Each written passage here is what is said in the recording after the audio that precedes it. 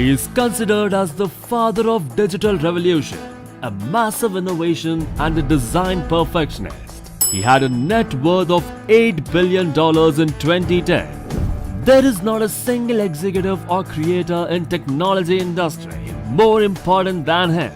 He is one of the most creative and daring CEOs of all time, a global icon who has shaped the rules of technology and media. His products are adored by millions of people across the world. The company that he started in the garage is worth more than $742 billion today. For over 30 years, computers, music, movies and mobile phones have all been transformed by none other than Steve Jobs of Apple. Today, we talk about the fascinating journey of one of the most loved entrepreneurs of all time, Steve Jobs, and this is his biography.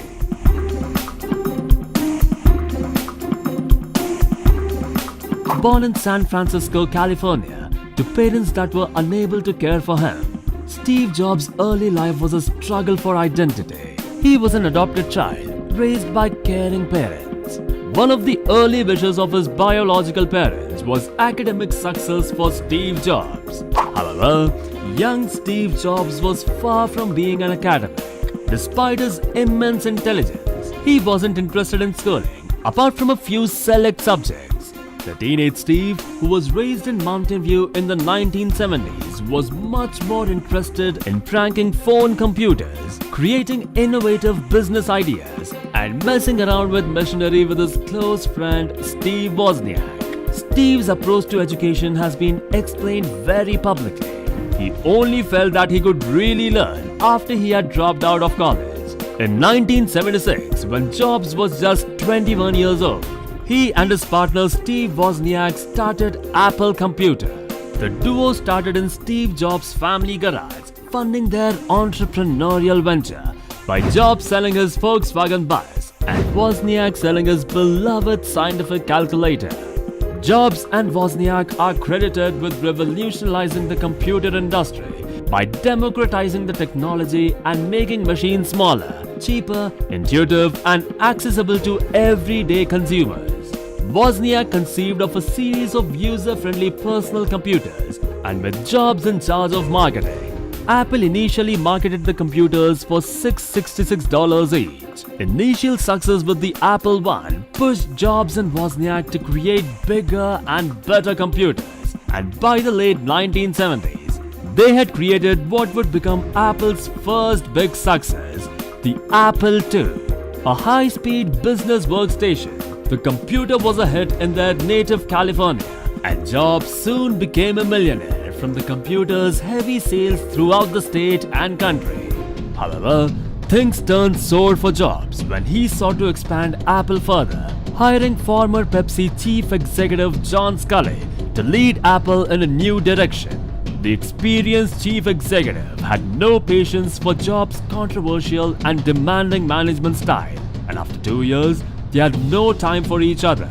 In a boardroom meeting, Steve Jobs was fired from the company that he founded. His dismissal at Apple ignited a fire in Jobs, one that burned for the remainder of his career. Just a year later, he purchased a struggling animation studio from Star Wars mastermind George Lucas. It bled money for over 10 years, money that Jobs himself was spending on the studio, until it had a fantastic 1997 hit with the movie Toy Story.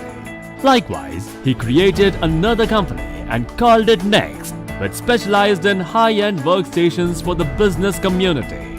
However, it was a commercial failure, and Next bled money until it was purchased by Apple a decade later, bringing Steve Jobs back to the company that he built. Over the next few years, Jobs went from a small position at Apple to the company's interim CEO and eventually taking on the position full-time.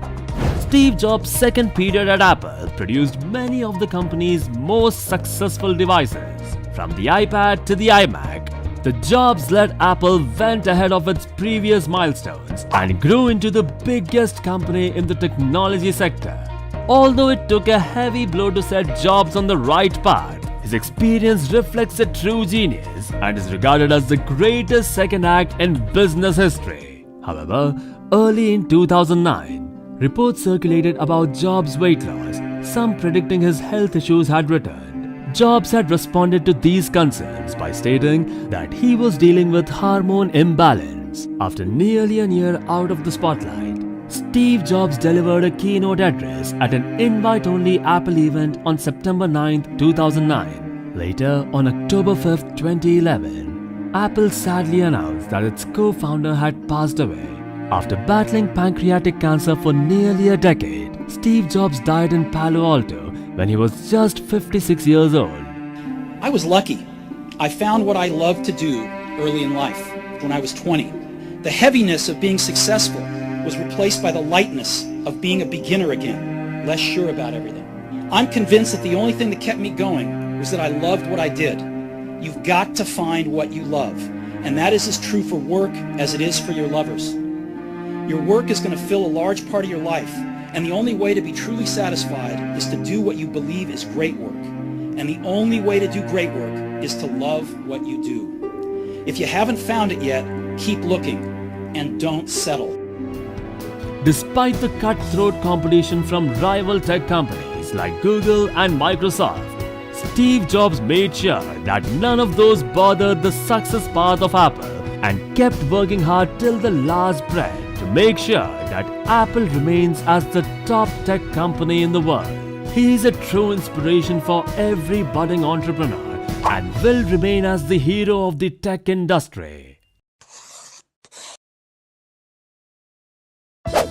They are the computer whiz kids who changed the world as we know it. They had the same mission to organize all of the world information and make it available to